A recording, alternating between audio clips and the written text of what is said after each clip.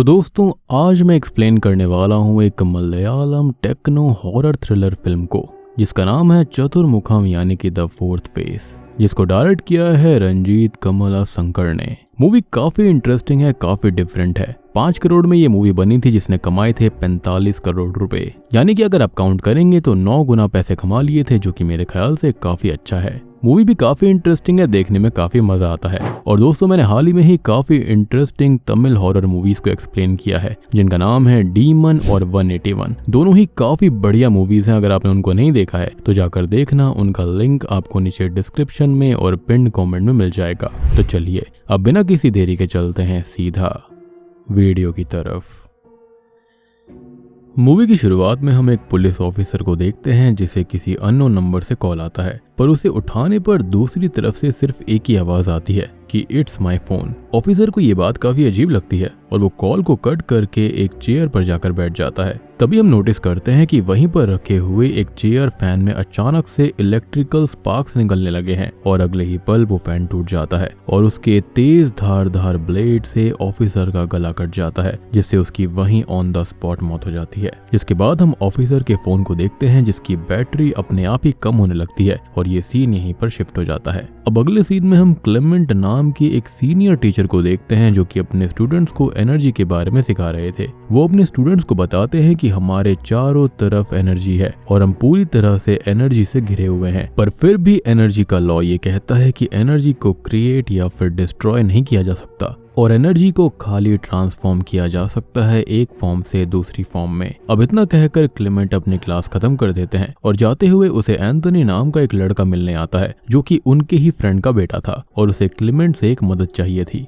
Anthony Clement को बताता है कि मेरे पहचान में आपसे ज्यादा साइंस की नॉलेज किसी को नहीं है, इसलिए मैं अपनी दिक्कत आपके पास लेकर आया हूँ। और इतना कहकर एंथनी अपनी दिक्कत बताने लगता है। एंथनी बताता है कि उसका सीसीटीवी सेटअप करने का बिजनेस है जिसके अंदर उसकी फ्रेंड तेजस्वनी दोस्त है, पर कुछ ही समय से उसके साथ बहुत ही अजीब घटनाएं घट रही हैं। खैर इसके बाद हम तेजस्वनी की कहानी को देख पाते हैं। वो एक नॉर्मल इंडिपेंडेंट लड़की थी जो कि शहर में रहा करती और उसे सेल्फीज लेना बहुत ही ज्यादा अच्छा लगता था, जिस वजह से वो हमेशा सेल्फीज लेती रहती। अब ऐसे ही एक दिन तेजस्वनी फेस्टिवल के लिए अपनी मम्मी पापा के घर गई थी, जहाँ पर हमको पता चलता है कि वो और उसका बड़ा भाई एक दूसरे से बात नहीं करते और इसका रीजन ये है कि तेजस्वनी ने अपने सीसीटीवी बिजनेस के लिए अपने भाई से लोन लिया था, जो कि उसके भाई ने एक बैंक से उधार लिया और लोन लेते समय वो गारंटी होल्डर बन गया था। इससे भी बड़ी बात यह थी कि उसका भाई उसी बैंक में काम करता है और तेजस्विनी ने अभी तक उसकी ईएमआई नहीं चुकाई थी। इसलिए कहते हैं कि परिवार के अंदर कभी भी लेन देन, लोन्स या फिर बिजनेस नहीं करना चाहिए। 99% केसेस में दिक्कत आती है और रिश्ते खराब हो जाते हैं। खैर इसके बाद भाई को बैंक वालों से ताने सुनने पड़ते हैं और शायद वो लोग उसकी सैलरी से भी पैसे काट लेते हैं और इसी वजह से दोनों के बीच में एक दिन झगड़ा हो गया था, जिस वजह से दोनों एक दूसरे से बात तक नहीं करते।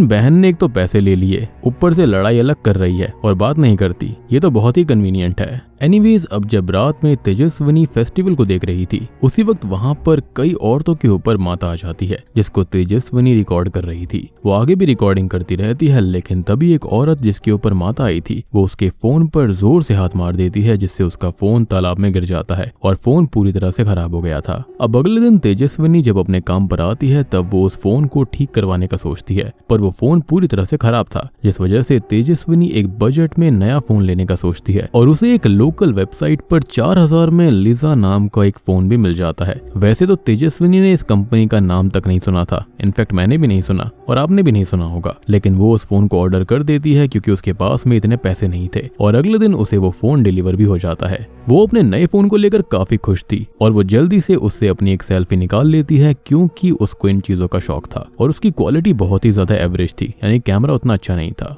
ऑब्वियस ही बात है कि 4000 में क्या ही एक्सपेक्टेशन कर सकते हैं। एनीवेज अब तेजस्विनी अगले दिन एक हॉस्पिटल में सीसीटीवी सेटअप के लिए जाती है, जिनका वर्क उनको ऑलरेडी मिल गया था और उसने पहले से ही वहां के डॉक्टर से मीटिंग कर ली थी। पर काम करते हुए वहां का डॉक्टर तेजस्विनी को गलत तरीके से छूने की कोशिश करता है, जिससे कि वो बहुत गुस्सा हो जाती है और डॉक्टर को बुरा भला कहने लगती है। तभी वहां पर एंथनी भी आ जाता है, लेकिन डॉक्टर एंथनी से ये कहता है कि तेजस्विनी ने पहले भी उसे रात में कई मैसेजेस भेजे थे और प्रूफ के लिए वो उन चैट्स को भी उन दोनों को दिखाता है, जिसके अंदर तेजस्विनी की तरफ से डॉक्टर को सेड्यूस करने वाले इमोजीज भेजे गए थे।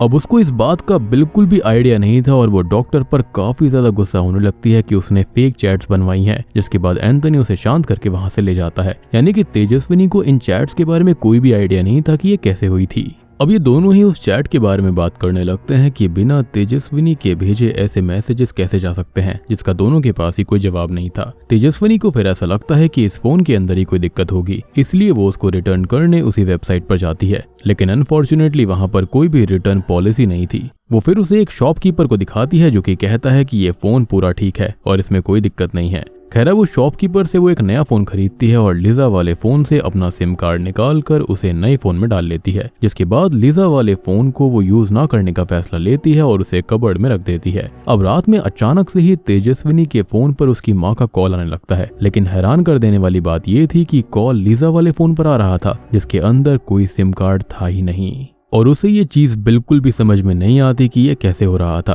और वो अगले दिन अपनी माँ से जाकर पूछती है कि क्या उन्होंने उसे पिछली रात कॉल किया था, जिसका उसकी माँ जवाब देती है कि उन्होंने ऐसा कोई भी कॉल नहीं किया, जिसको सुनकर तेजस्विनी को विश्वास नहीं होता। अब उसको फिर लगने लगता है कि शायद इस फोन के अंदर कुछ ग्लिच होगा, इसलिए वो उसे तालाब में फेंक देती है। पर घर आकर कुछ ही देर के बाद में उसका एक फ्रेंड उसे वो फोन वापस लौटाने आ जाता है, ये कहकर कि उसे ये फोन तालाब के पास मिला, यानी कि अंदर नहीं आसपास मिला। जिसके बाद ये फोन वापस तेजस्विनी के पास आ जाता है और वो समझ जाती है कि ये कोई आम फोन नहीं है। अब तेजस्विनी इसके बाद उस फोन से पीछा छुड़ाने की बहुत कोशिश करती है, लेकिन उसका कोई फायदा नहीं होता।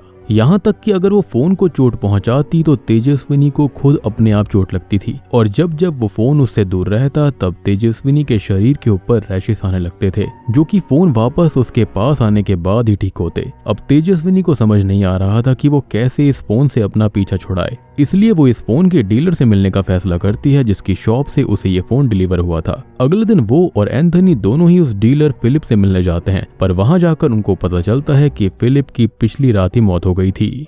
यानी कि इस फोन को आइडिया हो चुका था कि फिलिप के पास ये लोग जरूर जाएंगे। अब ऐसा दर्शक हम ये देख पाते हैं कि पिछली रात फिलिप के साथ काफी डरावनी चीजें हो रही थी, जो सब उसी लीजा फोन की वजह से हो रहा था, जो कि फिलिप के पास भी था और अंत में उसी फोन ने फिलिप की जान ले ली। यहाँ फिलिप की मौत के बाद हम लीजा फोन की बैटरी को अपने आप ही कम होता हुआ देख पाते हैं और एंड में वो खुद पे खुद टूट जाता है, बिल्कुल वैसे ही जैसे मूवी की स्टार्टिंग में पुलिस ऑफिसर के फोन के साथ हुआ था। यानी कि उस ऑफिसर का फोन भी लीजा फोन ही था। अब तेजस्विनी फिलिप के फ्यूनरल पर लीजा फोन को नोटिस करती है और उसको श्योरिटी हो जाती है कि इस फोन की वजह से ही फिलिप की जान गई, क्योंकि उसके साथ भी सेम चीज हो रही थी। अब इसके बाद वो फिलिप के सोशल मीडिया की फोटोज को चेक करती है, जिसके अंदर उसे एक सिमिलैरिटी दिखाई देती है। उसकी हर एक फोटोज के अंदर एक नंबर था, जैसे कि 16, 12 और 9, पर ये सभी नंबर्स 21 से कम थे। फिर तेजस्विनी खुद अपना उस फोन से फोटो निकालती है जिसके अंदर बैकग्राउंड के अंदर 16 लिखा हुआ आता है, जबकि पीछे कहीं पर भी 16 नहीं लिखा हुआ था। अब अगले दिन तेजस्विनी फिर एक फोटो निकालती है जिसके अंदर 15 लिखा हुआ था, जिससे कि वो ये समझ जाती है कि ये एक तरह का काउंटडाउन है। वो 21 से शुरू होता है और इसके खत्म होते ही ये फोन इसे यूज करने वाले को मार डालता है। यानी कि उसके पास अपनी जान बचाने के लिए मात्र 15 दिन बचे थे और फिलिप की आखिरी रात ही पहले, इसलिए वो मारा गया था। अब ये सारी बातें एंथनी क्लेमेंट को सुनाता है, पर वो उसे ये कहते हैं कि ऐसा पॉसिबल ही नहीं हो सकता। मैं भूत प्रेतों में नहीं मानता हूँ और हो सकता है कि शायद ये चीजें कोइंसिडेंस होंगी, लेकिन तुम बोल रहे हो तो मैं इसके बारे में जरूर सर्च करूंगा। अब एंथनी फिर क्लेमेंट को ये भी बताता है कि फिलिप ने ये फोन अहमद नाम के एक लड़के को भी बेचा था और तेजस्विनी उससे आज मिलने गई है। दूसरी तरफ हम तेजस्विनी को देखते हैं जो कि अहमद से मिलने जाती है और वहां उसको पता चलता है कि अहमद उसके ही एक फ्रेंड का बॉयफ्रेंड है। अब बातों ही बातों में वो अहमद से इनडायरेक्टली एक सेल्फी क्लिक करने के लिए कहती है, जिसे वो गौर से देखती है तो उसके अंदर 3 लिखा हुआ था। यानी कि अहमद के पास अब खाली जीने के लिए 3 दिन बचे थे और ये बात वो अहमद को नहीं बताती क्योंकि इसके पास उसका कोई सॉल्यूशन नहीं था और वहां से वो चली जाती है। यानी कि सोच कर देखो आप कितने लाचार हो। आप जानते हो कि सामने वाले की मौत कब होगी, लेकिन आप उसे रोक नहीं सकते क्योंकि आपके ऊपर खुद वो खतरा मंडरा रहा था। खैर अब क्लेमेंट शाम को दोनों को अपने घर बुलाता है और उनको बताता है कि उसने इस फोन के पूरे डेटा को चेक किया है, जिसके अंदर एक हिडन फोल्डर के अंदर उसे कई सारे ऐसे वीडियोस मिले हैं। अब सब मिलकर उस वीडियो को देखते हैं जिसके अंदर एक लड़का अपने फोन के कंस्ट्रक्शन के बारे में बता रहा था, जिससे उनको ये पता चलता है कि इसी आदमी ने लीजा फोन को बनाया है और उनको इसके बारे में पता करना होगा। अब वीडियो के बैकग्राउंड में एक कंपनी का लोगो होता है, जिसके जरिए ये लोग उस कंपनी में जाकर उस लड़के के बारे में पूछते हैं और वहां के मैनेजर से उनको पता चलता है कि इस लड़के का नाम आदर्श है, जो कि इसी कंपनी में काम किया करता था। आदर्श अपने काम को काफी एंजॉय किया करता था और हमेशा उसी में डूबा रहता था। वो इतना अपने काम में डूबा रहता कि वो किसी को अपने लैब के अंदर नहीं आने देता था। पर अचानक से एक दिन उसके लैब में आग लगने की वजह से उसकी मौत हो गई। मैनेजर फिर उनको उसके फ्रेंड नवीन के बारे में बताता है, जो कि इन्हें आदर्श के बारे में बता सकता था, यानी कि डिटेल्स दे सकता था। अब सभी नवीन से मिलने जाते हैं, जो कि सबको बताता है कि उस वक्त आदर्श फोन की बैटरी पर ही काम कर रहा था और एक ऐसा फोन जिसे चार्ज करने की जरूरत ही ना पड़े और वो एनवायरनमेंट की एनर्जी से ऑटोमेटिकली चार्ज होता रहे। आदर्श ने उस फोन का नाम लीजा रखा था, जो कि उसकी माँ का नाम था। अब आदर्श अपने इस प्रोजेक्ट में सक्सेसफुल भी हो गया था और उसे जयंत गुप्ता नाम के एक इन्वेस्टर से काफी बड़ी इन्वेस्टमेंट मिल गई थी। लेकिन धीरे धीरे चीजें बिगड़ने लगी थी जब जयंत ने आदर्श की डेडलाइन को कम कर दिया और उसके फाइनल प्रोडक्ट को भी रिजेक्ट कर दिया था, ये कहकर कि इसका कैमरा अच्छा नहीं है, जो कि काफी सिली रीजन था। अगर ऐसी बैटरी बन सकती थी या फिर अगर बन चुकी है तो ये बहुत ही ज्यादा गेम चेंजर है। खैर आगे आदर्श को पता चलता है कि जयंत ने ये सब प्लान करके किया था। उसने जानबूझकर उसके फोन को रिजेक्ट किया और उसे डेडलाइन दिया ताकि वो डेडलाइन तक काम पूरा ना कर पाए और जयंत इस अमेजिंग फोन को दूसरी बड़ी कंपनीज को बेच दे, यानी कि अपनी इन्वेस्टमेंट का 100 गुना कमा पाए। अब ये बात जब आदर्श को पता चलती है तो वो गुस्से से बौखला गया और उसने जाकर जयंत को मार डाला। ये बात जब नवीन को पता चली तो उसने उसे जल्दी से जल्दी यूएस आने के लिए कहा, क्योंकि उस वक्त नवीन यूएस में ही था और वहां पर आकर आदर्श बच सकता था। अब आदर्श ने उसकी बात मानी और अपने बनाए हुए फोन को लेकर वो वहां से जाने लगा, पर जाने से पहले उसने अपनी लैब को आग लगा दी। लेकिन जब आदर्श ने अपने लैब का दरवाजा खोलना चाहा तो वो किसी वजह से अंदर फंस गया था, जिस वजह से आदर्श अपने ही लैब से बाहर नहीं आ पाया और जलकर उसकी वहीं मौत हो गई। अब इतना सब कुछ जानकर सभी घर लौट आते हैं और इन्हें आदर्श की डेथ केस से कुछ और बातें पता चलती है। वो ये कि आदर्श की लैब से 4 लीजा फोन मिले थे, जिनमें से एक फोन को एक ऑफिसर ने अपने पास रख लिया, यानी कि शुरुआत वाला सीन जो था, और बचे हुए 3 फोन्स को फिलिप को बेच दिया गया और वो ऑफिसर वही था जिसकी स्टार्टिंग में मौत हुई, यानी कि आदर्श की आत्मा ही सबको मार रही थी। अब अगले दिन तेजस्विनी अहमद को कॉल करती है, क्योंकि उसे पता था कि ये उसका आखिरी दिन है, पर अहमद का फोन स्विच ऑफ आ रहा था। इस बात से सभी डर जाते हैं और अहमद के पास जाने लगते हैं, पर जब तक वो वहां पर पहुंचते हैं तो अहमद की मौत हो चुकी थी। लेकिन एज अ व्यूअर हम ये देख पाते हैं कि अहमद के हेडफोन्स अचानक से उसके गले को दबाने लगते हैं और फिर उसके एसी का टेम्परेचर अपने आप बहुत लो हो जाता है, जिसके साथ उसकी बहुत ही दर्दनाक मौत होती है। अब ये देखकर तेजस्विनी पूरी तरह से टूट जाती है। उसे विश्वास नहीं होता कि उसकी जान अब बच नहीं सकती, इसलिए वो बचे हुए दिन अपनी फैमिली के साथ ही बिताने के लिए चली जाती है। वहां पर जाकर वो इतने महीने बाद अपने भाई से भी बात करती है और बहुत खुशियों के पल अपने परिवार के साथ जीती है। अब उसके पास खाली 3 दिन बचे थे। दूसरी तरफ क्लेमेंट उस स्पिरिट के बारे में अपने दोस्त को बताते हैं, जो उनसे कहते हैं कि तुम्हें शायद स्पिरिट्स पे बिलीव ना हो, लेकिन इसे ऐसा मानो कि वो एक नेगेटिव एनर्जी है और सोचो कि एनर्जी को कैसे रोका जा सकता है।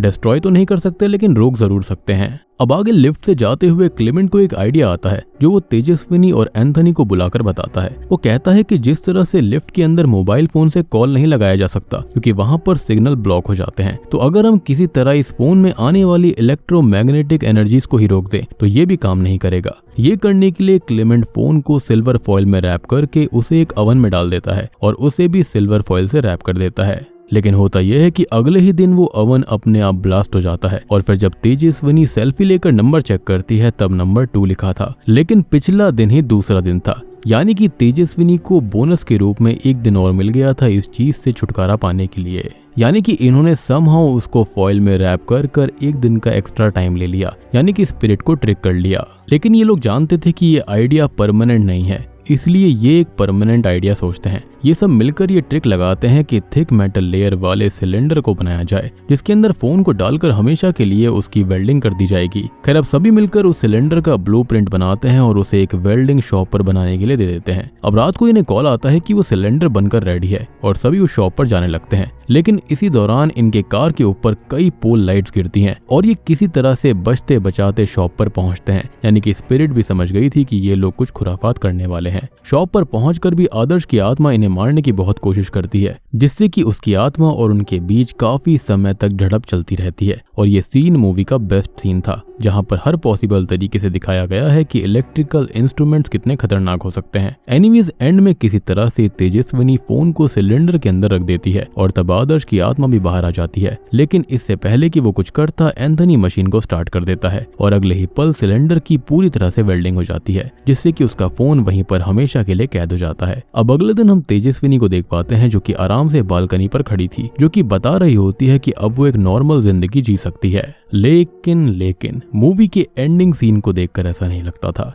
एंडिंग में हम क्लेमेंट के कंप्यूटर को देख पाते हैं जिसके अंदर लिजा फोन का पूरा डेटा था, और ये उसने सबसे बड़ी गलती करी थी, क्योंकि यहाँ पर यह आत्मा एक तरह से कोडिंग की तरह फंसी हुई थी। इसको आप बिल्कुल अल्ट्रॉन की तरह समझो। और तभी वो कंप्यूटर अपने आप उस फोन के सिस्टम को रन करने लगता है, यानी कि यहाँ पर कोई भी अभी भी सेफ नहीं था। और बूम, इसी के साथ में ये मूवी यहीं पर खत्म हो जाती है। तो दोस्तों, ये थी चतुर्मुखम फिल्म की कहानी। उम्मीद करता हूँ कि आपको पसंद आई होगी। अब देखो, यहाँ पर जो आदर्श की आत्मा थी ना, वो बेसिकली नेगेटिव हो चुकी थी। उसको कोई फर्क नहीं पड़ता था कि यहाँ पर सामने वाला कौन व्यक्ति है। जिसके पास भी ये फोन है वो उसको खत्म कर देगा। उसकी स्पिरिट को ये लगता था कि ये फोन जिसके हाथ में है वो शायद से उसका गलत ही इस्तेमाल करेगा, जिसके चलते वो सबको मार रहा था जिसके पास भी ये फोन होता था। और हाँ, एक और इंटरेस्टिंग डिटेल मैंने ये नोटिस करी है कि यहाँ पर 21 दिन ही क्यों मरने वाले को दिए जाते थे, क्योंकि मेरे ख्याल से जयंत ने भी आदर्श को 21 दिन की ही डेडलाइन दी होगी और उसकी मौत उसी के अंडर हो गई। तो शायद से इसलिए ही यहाँ पर ये 21 दिन का समय दिया जाता था उसकी स्पिरिट की तरफ से। अब यहाँ पर जो आदर्श की आत्मा थी वो एज अ कोड फंसी हुई थी सिस्टम के अंदर। अब वो फोन हो, कंप्यूटर हो या फिर कुछ भी हो, जब तक ये कोड वैलिड है तब तक उसकी आत्मा भी चलती रहेगी। और आपको याद होगा कि काउंटडाउन नाम की एक फिल्म आई थी, उसके अंदर भी सिमिलर कॉन्सेप्ट था। तो अगर आपने वो नहीं देखी है तो उसको भी जाकर देखना, वो भी काफी इंटरेस्टिंग फिल्म है। उसका लिंक आपको नीचे डिस्क्रिप्शन में और पिन कमेंट में मिल जाएगा। उम्मीद करता हूँ कि आपको ये वाली वीडियो अच्छी लगी होगी, मूवी अच्छी लगी होगी। अच्छी लगी है तो वीडियो को लाइक कर देना, चैनल के ऊपर नए हैं तो सब्सक्राइब कर लीजिए ऐसी ही और इंटरेस्टिंग वीडियोस के लिए। तो मैं आप सबको मिलता हूँ अगली वीडियो के साथ में, तब तक के लिए